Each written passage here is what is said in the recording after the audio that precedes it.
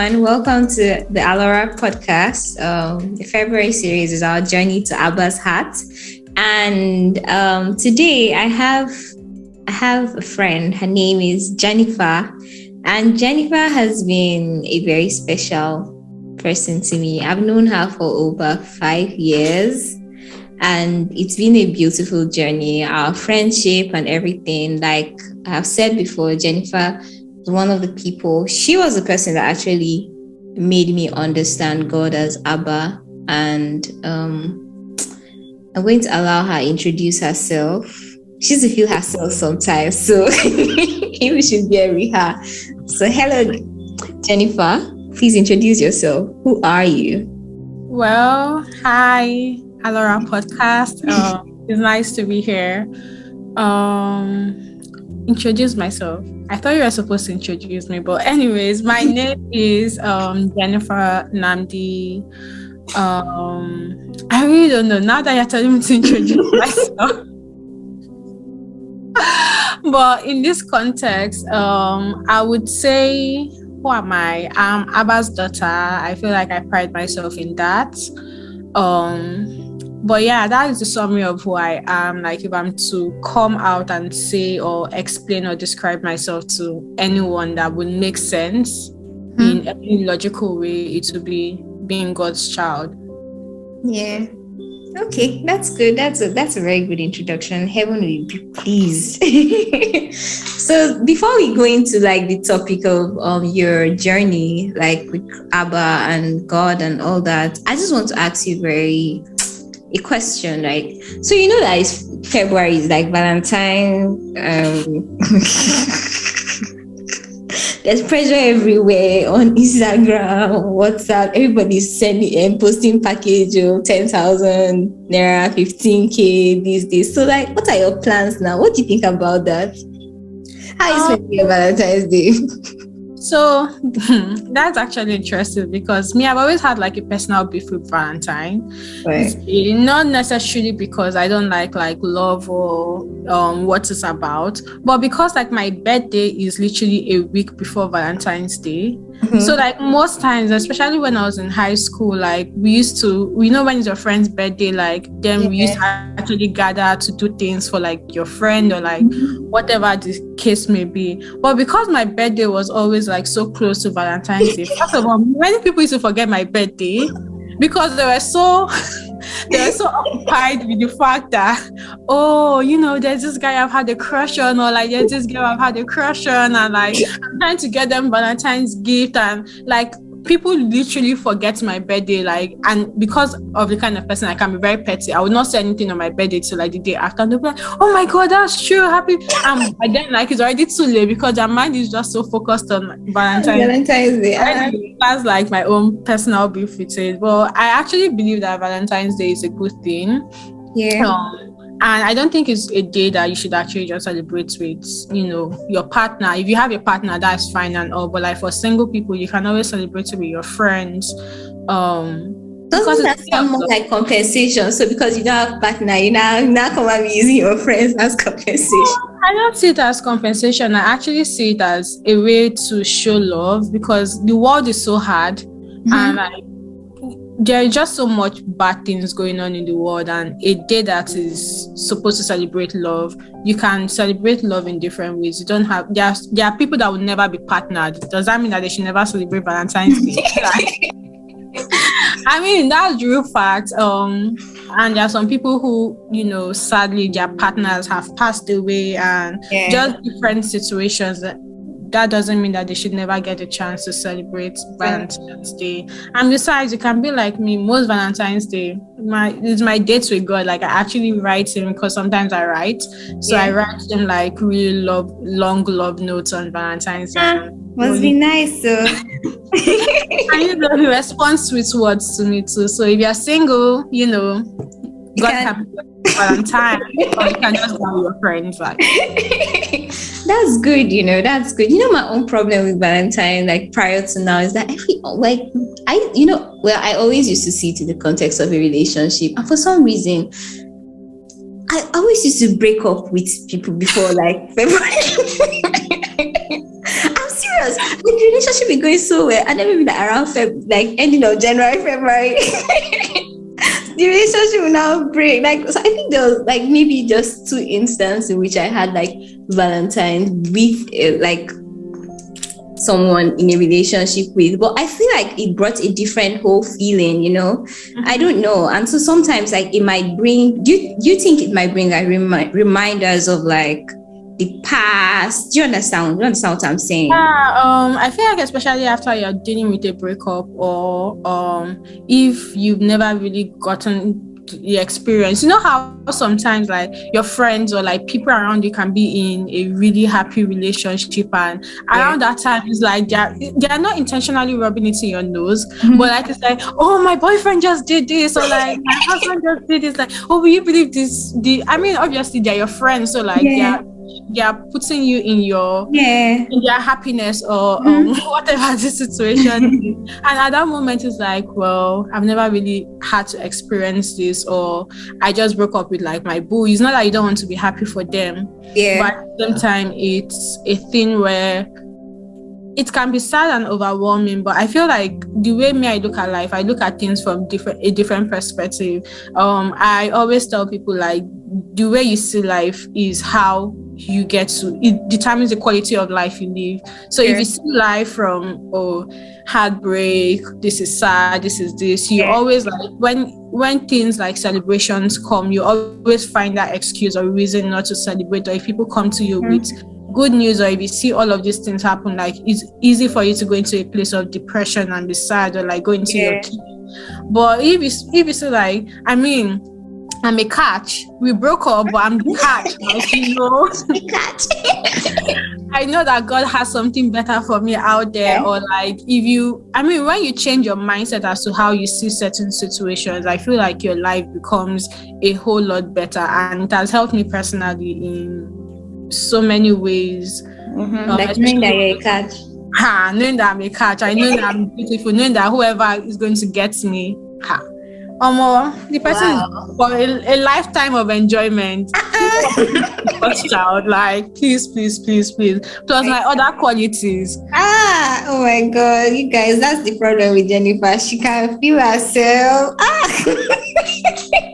Well, it's all good. Thanks for telling me. All right, now back to. But I have a question for you though. Have you ever had like a really good Valentine's Day? Yeah, I have. Like, I remember in 2019, around, like, I had like some like family challenges. I think my mom wasn't feeling too well around that time, and so like things were a little bit hard for me. And the person I was in a relationship with then sent me like flowers and cake. Oh my God, that's so nice. Yeah, that was one. And then there was another time that in 2018 February, I went to the orphanage, like, and I spent the day with the kids. So it was really beautiful. Yeah, that's more like a thing you would do. I know, right? So yeah, I have had like good moments. Yeah, thank you. So are you done? Yeah, I'm done. Okay, so now to the topic of today. Tell me about you and God. What was it like? When was the first time you actually came to the awareness that there is God? Like, when? Well, okay, so I grew up in a Christian home. My mom wasn't super religious then, or super Christian-y then. I had this auntie who was, oh my God, like really, really religious and Christian-y and whatever you would call it. But I know that we all went to church every Sunday, and I've always been a curious child, so would have like children's church, and in children's church they will tell you about like God and all of these things that he has done. And I was just always curious, like, I know a lot of us have asked ourselves this question, like, who created God? Where did God come from? Like, there's no really just appeared into existence and stuff like that. So I know as a child, obviously my first time of hearing about God or whoever he is was in church, and I would ask my mom all of these questions, like, okay, I mean, I know that you all say God is this, but Yeah. like, really, who is he? Like, where did he come from? He cannot just exist. How did he exist? Okay, before God, who was? Like, I had all of these questions, and my mom would always tell me, I don't know, like, basically, no, she wouldn't tell me she didn't know, but like, she would answer the question in a way that I was so much more confused, because I'm like, I don't know if you're trying to shut me off or if you're at my question, but okay. So like, I just got to a point where I was like, this Christianity stuff is not like, it's not for me. God does not exist, so nobody can give a perfect explanation of him. Then. So how old were you? Sorry, around, like, let's have a mental picture. I was like 5, 6. Okay. When I had this conversation with my mom. So when I was about 8 years old, this was my first experience of who God is. When I was about 8 years old, I went to a church, my grandma's church. Yeah. And obviously, I was still a child, so they took me to the children's session. And I remember I was upstairs where the children were, and they were praying, and for some reason, like, I felt an energy I had never felt before. Okay. But I couldn't put like words to it, because I'm someone, when I make up my mind about something, that is it. Like, so like, I already made up my mind that this whole God thing wasn't working for me. So I was just sitting down there staring and everything, and all of a sudden I saw like people getting baptized by the Holy Spirit, and they were speaking in tongues, and they were being all dramatic. Like, when I mean dramatic, they were falling down, screaming in tongues. Like, it was just too chaotic for me. And at that moment in my spirit, I knew that there was something. I knew that there was a power and there was a being. But I told myself that, nah, this thing is meant for adults. It's not, kids should not be. Can't you see how chaotic it is? Like, kids should not be engaged with this. But like, yeah, that was my first experience of who. At that point, I didn't know. It was like all up until I was 13 that I knew who God was, because that was when I gave my life to Christ. But yeah, the first time I experienced God was when I was 8. And who knows, it may be younger, because I had a lot of like supernatural experience when I was young. So when you were young. Oh, okay. So like, now that you experience, so you got saved when you were 13, right? How? Like, what happened? It was a normal regular day. I was looking, so I had this friend that I admired so much. She was my closest friend at that time. Mm-hmm. And for me, there always has to be a reason. Like I said, I was always curious about a lot of things. So there always had to be a reason. And I didn't really like people then. I used to say this as a joke, but like, I'm actually serious. I didn't like people when I was young. So I was curious as to what about this my particular friend attracted me to her. So like, what I was attracted to about what I was attracted to in her that made me want to be close to her. And nothing really struck me as different, because like, I mean, if it was beautiful, I felt I was beautiful. If it was like she was smart, I was also smart. I had good grades. Yeah. So when I looked at her life and I looked at my life, there was really nothing that was that different. Okay. And one day because our beds, like I was in secondary school, so our beds weren't far from each other, and I saw her opening a book, and she was reading the book that day. Yeah. And I mean, me and my Snoopy self went to look at what she was doing, and I saw that she was reading the Bible. Yeah. And I was like, oh wow, she's reading the Bible. This is what we read like when I was, younger, going to church and all of that stuff. This may be what is different about her that makes her, something about her just, light up to me.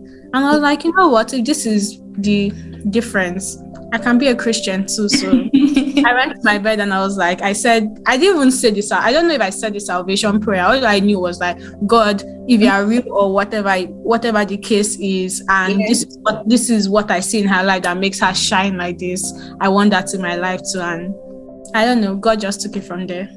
Oh, okay, that's nice. Like that's good. All right, so we're going to come back to your salvation story, but I want you to tell me a bit of your lost journey. So it's interesting when you say lost journey, because I was thinking about it when you told me this topic and I was meditating and I was like, lost journey. But my lost journey actually started when I gave my life to Christ. I know that doesn't sound right in sense, but my lost side eye. it doesn't sound right in a typical sense, because like most times it's like when you're an unbeliever, or most times when people talk about their lost journeys when they were not saved. Yeah. But for me, my lost journey actually began when I was saved, because when I was not saved, I was dead. I don't know how to explain it. I wasn't dead like physically, obviously, but I was a living dead. Like I said, I hated people. I didn't really want to interact with the world. There was just a whole lot of traumatic things that I had suppressed, and each day I was like, if I die today, like nobody will miss me. There is no So like my lost journey actually did not start till I found Christ. And again, when I think about it, you can actually lose something that you never had. So when I think about it, like when I was asking God, okay, I guess that makes sense, because if I never knew who God was, if I never had him, then how did I lose him? But yeah, to answer your question, my lost journey. Sorry, what was the question again? You tell me about it. I want to know. So my last journey, after I became saved, it was kind of new territory, because I didn't have anyone who would, like, I guess in today's term, mentor me.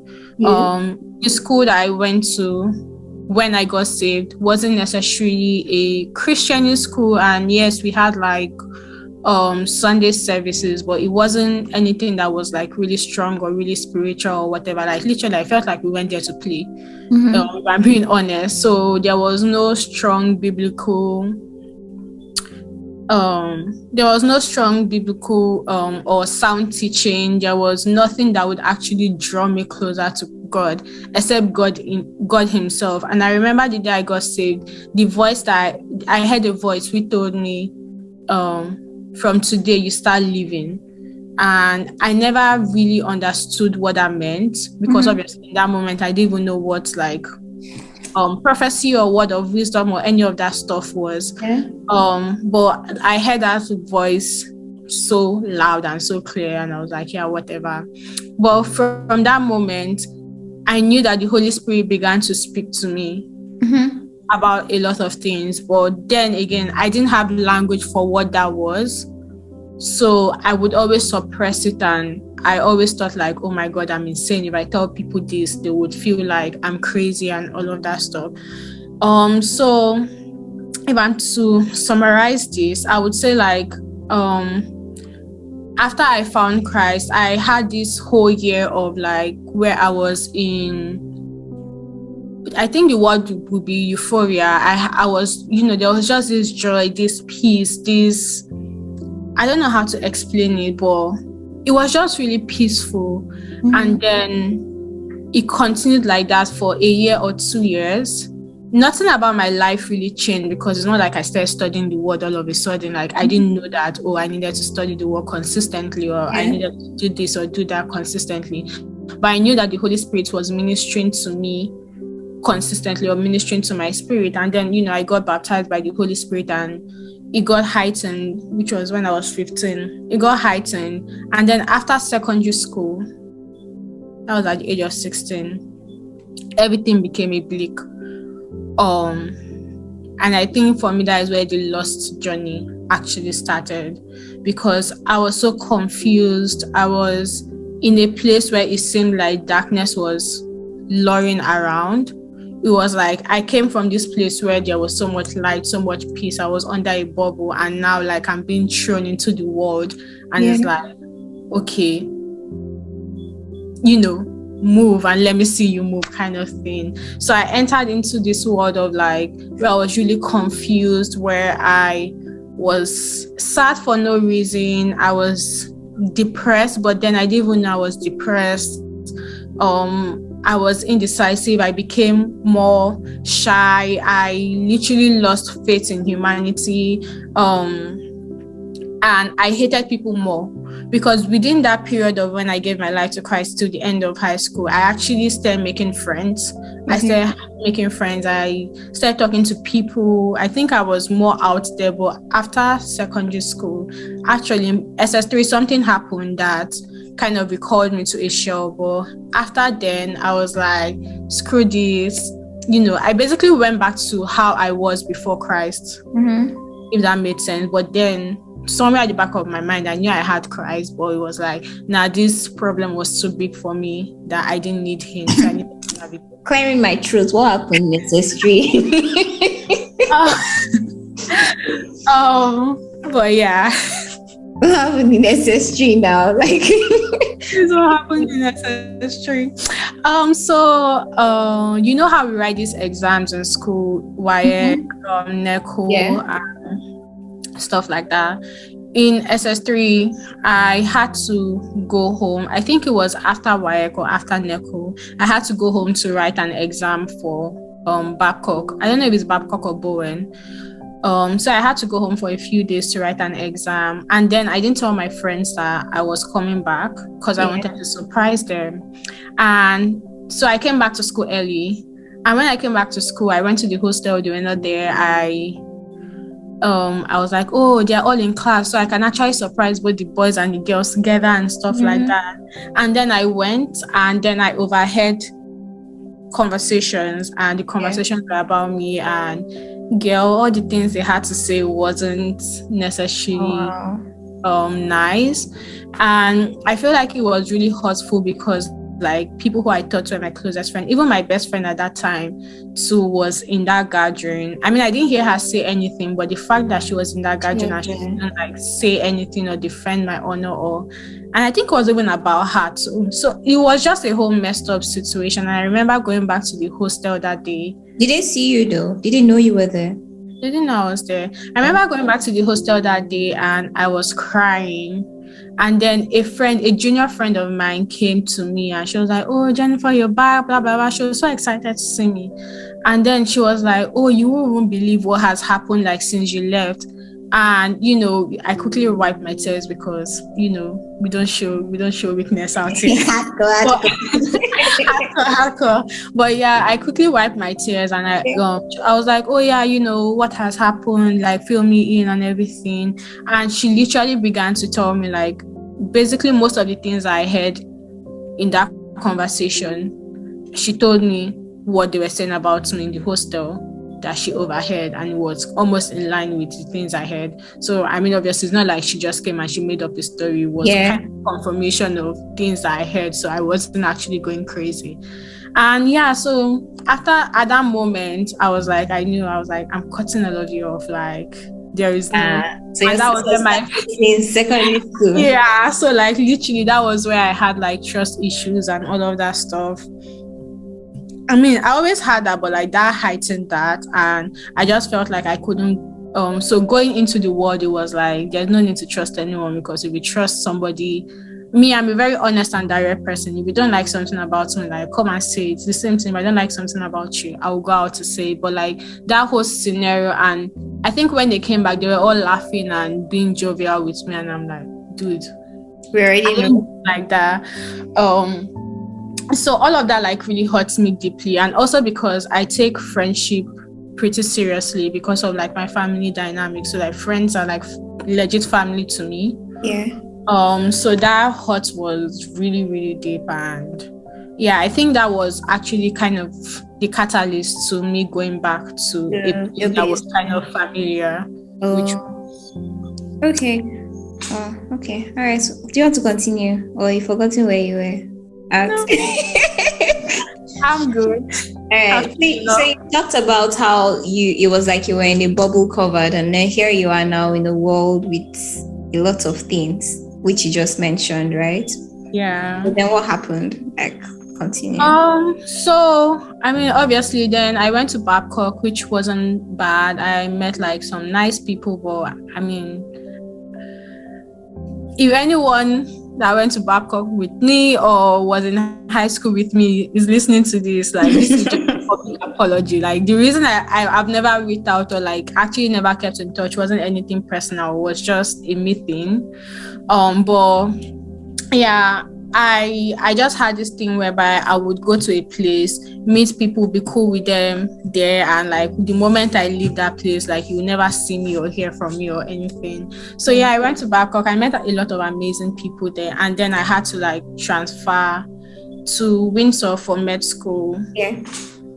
Which was a whole different ball game. But I think it was in the midst of that, like I mentioned earlier, I was in a place where I was also very confused as to what path I wanted to go. Again, like you can't really, somebody who doesn't necessarily see a future for their life, they can't be excited about wherever they're at. Yeah. But it's like, oh, put me here. Well, I don't really see tomorrow. So even if here is so exciting, it doesn't excite me because there's nothing I'm looking forward to. And so even my decision for school, I literally made everyone around me make the decision for me. I wasn't invested in my life. I wasn't invested in my future. And well, lo and behold, I found myself on one island that was really depressing. Like, wow, that island was so depressing. Well, for me, because a lot of people enjoyed the island, but for me, it was depressing because it was far away from home.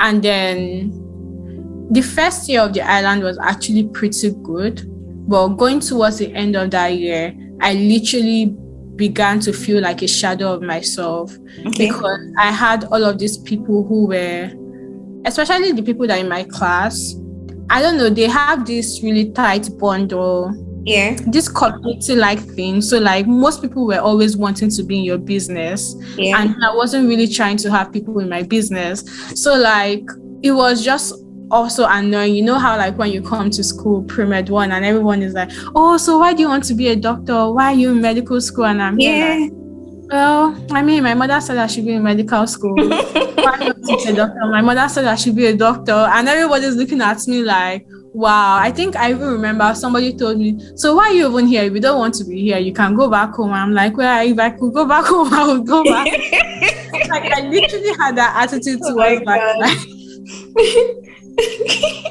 I literally had the attitude towards life, like, you know, whatever it is. But anyways, to cut the story short, that first year, I was in a place of asking myself, like, do I really want to do this? What do I want to do? What do I want to do? And I think one thing I actually want to mention that is interesting that when you give your life to Christ, like that is literally the beginning of your journey. I feel like a lot of times, like when we give our life to Christ, we think, oh my God, I've entered this place where all things are washed away, all things have become, I am this whole new creature. Like if you used to see me like this, now that I give my life to Christ, automatically I'm like, I mean, yes, indeed, we are, you know, new creation, but like the journey or the process towards that, like we're new creation, that there is no doubt, but there is still a journey and a process that has to go. And I think the enemy would actually make you believe that you are in a good place even when you are not in a good place. And I think that is what happened to me for the longest time, because let me tell you, girl, like I used to pray in tongues for 1 hour non-stop. I'm not joking. Like, what is 1 hour? I can actually do a whole night vigil, and I felt like I was okay. I didn't know that there was actually something more that I needed. And I think towards the end of that is like, you know, when your spirit is actually crying out for you. I felt like that was what my spirit was doing. Like, girl, you keep getting drawn into this dark hole. Your spirit literally wants you to come to the light. Like, hey, I've already found you. It's just like when you think about the prodigal son. He had everything, right? It's not like he didn't know who his father was. He knew who his father was. He knew that where he was at, he had everything. But he had to like step out of that comfort zone. He had to step out of that place. And when he went out and he, you know, splunked everything he had, he went to like, you know, eating with pigs. knowing he had the knowledge, he had knowledge that, oh, my father is wealthy. Yeah. And I'm sure he must have seen how his father was, even with like the maids and everything. Yeah. So he knew that even if, because at the end of it said like even the maids are being treated better than this, but like, so he knew that even if he went back there as a maid, like his father, he would still be treated, you know, he would still be treated better than how he was out there. But like, he had all of that head knowledge, but he couldn't translate it to his present situation. So like, he was settling for crumbs, he was settling for whatever it is. And I think that is one thing the devil actually tries to do in our lives, where he makes you feel like, oh, you know, you're praying, so you're good. You're fasting. You're okay. Exactly. You're fasting. You're good enough Christian. You know, you go to church on Sundays. You're a good enough Christian. You don't even need to study the word like that much. You're good enough where you are at. And I think that is where the devil had me for so long. I mean, yes, I did not have mentorship. I don't even have the exposure that we have now, where like, you know, everything is online. You have resources and stuff like that. So the devil literally made me feel like, oh, you are a born again Christian now. There is no need for advancement. There is no need for this. Like, you know how to speak in tongues. You know how to pray in tongues. Like, you can kabash for 2 hours. So like, you're up there spiritually. But like, there was a lot of healing and a lot of things that was dragging me into a dark place. Okay. And that was dragging me into a dark place. And I think my spirit was literally crying out. So towards the end of my first year, I began to feel the heaviness of that more. I remember going to a church program in December of that year, and it was like nothing I had felt in a long time. And I went there, and oh my God, I think it was a night vigil. I can't remember what it's called, but it's not like by the main church. It's a student something. I don't know what they call it. CSF or something like that. Oh yes, Christian student. But yeah, so it was something like that, and I went there. It was a nice video they were doing, and I think my friend invited me, and I was like, well, what the hell, like, I will just go. So I went there, and I remember that night. In fact, that was the beginning of the end of everything, because that night I went there, in my mind, I was like, I'm just going to go there, pray and come out. But the thing is that when I went there, I had just one prayer point in mind, and it was about a friend of mine who had told me about an issue that she was experiencing and how it bothered her so much. So when I went there, that was all that was on my mind again, because I really didn't have a will to live. I didn't have a future. So like, you know how people go there with like prayer points and everything. I had no prayer points whatsoever. I just had what my friend had told me, like, oh, she needed prayer in regards to this, and that was all I went there with. And I remember going there, and when it was time for prayer, I was like, God, you know, this is my friend, this, that, blah, blah, blah. And before I knew it, like, I was in a whole different dimension. And I was on the floor, and I was rolling, and I was screaming, and I'm like, wow, Jennifer, this is so dramatic.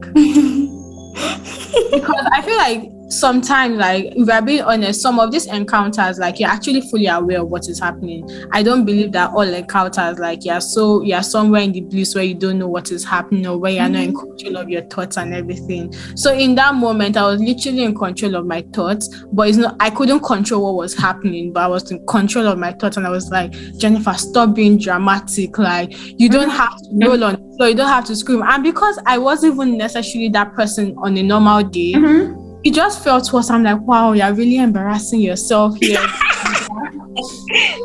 So after that prayer, some people gathered around me. I think they were the leaders or whatever, and they asked me what was happening. I'm like, you people are supposed to be the leaders of this thing. You're supposed to explain to me what's happening, because on a normal day this does not happen and stuff like that.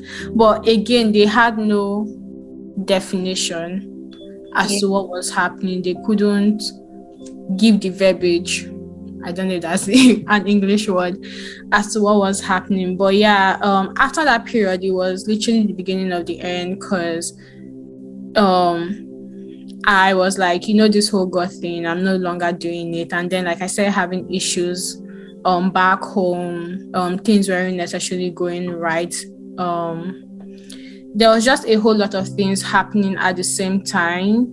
And then, you know, some suppressed emotions or memories like began to rise. Yeah. I was like, what the hell is all of this? And girl, yeah, he just went. And that's one thing that I have noticed, right? Like, so when the renewing of your mind comes in, like you mentioned, the Holy Spirit doesn't just come to sugarcoat things. He's always coming to, like, I don't know, it's like having a bowl of fruits and then some of them are rotten. Like he's coming to like sieve out, like pick out. And that whole phase, like it's I don't know, it's just a beautiful experience. Like the fact that he transforms you, he doesn't just come to say abracadabra, you know. And I feel like that's a line that some, like most people don't understand about Christianity. It's not, you don't just wake up, oh, I was this, and well, maybe it happens to some people, I was this and then I'm not this. No, like sometimes it's like you said, it's a journey. It's a journey where God says, oh, you lie a lot, so you need to you need to come, let's address this situation. You need to come, you have lost, you need to come, let's address this, let's do this, and then he begins to show you patterns that you have, you know. And it's just beautiful knowing that your emotions were not suppressed. Like I'm really glad. Yeah, I'm glad. And you mentioned how at some point there was like playing religion, you know. I feel like a lot of times we talk about this religion thing, but then we don't even understand the concept. So like when you were mentioning how you could fast, you could pray, speak in tongues, but then there was your spirit, like you were just doing it, but there was no actual change. And like you said, your spirit was like literally, there was no edification to my spirit. It was like, you know. Like oh, I'm so grateful. And I think, Jennifer, this is another thing about the faith, right? You have to be honest with your journey. You can't lie, like, and it's not even just about the years. Yes, the years are very important. Like you have to be accountable for your spiritual growth, but it's not about saying, oh, I'm a Christian for 3 years, I'm a Christian for 5 years, and then if you look at your life, you're still doing the same things that you were doing years ago. You know, there has to be a difference with the person that you were and the person that you are now, because Christ has come into the picture, right? So like I'm grateful that you were honest with your journey, and I'm grateful that you were able to allow the Holy Spirit to lead you.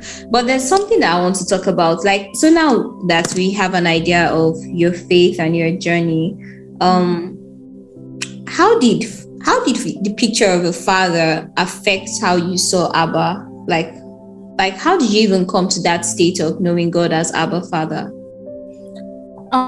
Okay, so I feel like it just all kind of lines up with my own personal journey with faith. So for most people that don't know, which is almost everyone, my parents got separated when I was, I think, 8, 9. So my dad has never really been in the picture, and even when he was in the picture, I wasn't necessarily a huge fan of my dad. I just always had a mindset that my father didn't want me because I wasn't like a male child, and I already had an elder sister. I also have an elder brother, but that's a whole different story. But I felt like my father didn't want me because I was a male child, because I was a female child, and he wanted a male child. And there was already that rejection there. And the way he treated me versus the way he treated my younger brother was totally, you could actually tell that there was favoritism here. Okay, guys, we're going to continue this episode next week. If you want to hear the remaining of Jennifer's story, don't forget to tune in. Thank you.